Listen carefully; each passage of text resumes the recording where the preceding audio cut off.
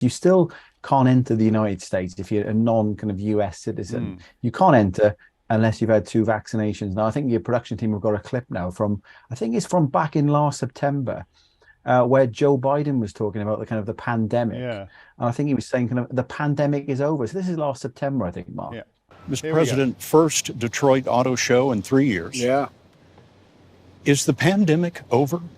The pandemic is over. We still have a problem with COVID. We're still doing a lot of work on it. But the pandemic is over. If you notice, no one's wearing masks. Everybody seems to be in pretty good shape. And so I think it's changing, and I think this is a perfect example of it.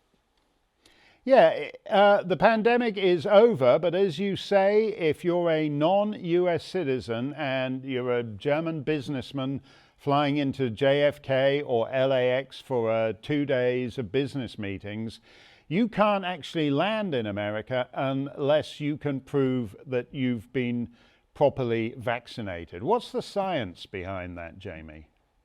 Well, that's the good question, you Mark, because I wrote a blog last July, and I would probably talk to you over the last several months about this one. It was kind of highlighting the fact that Novak Djokovic at the time wasn't allowed into the United States to partake in the US Open, and he was the Wimbledon champion at this time. So obviously, I'd like to see the stats from Joe Biden on how many people he killed in the UK by competing in Wimbledon. I don't think they'll find any people there at all.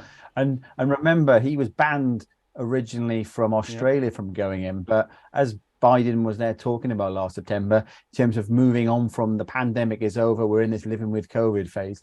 Even the likes of the draconian rules that they had at the borders in Australia were relaxed. And what did Djokovic go and do?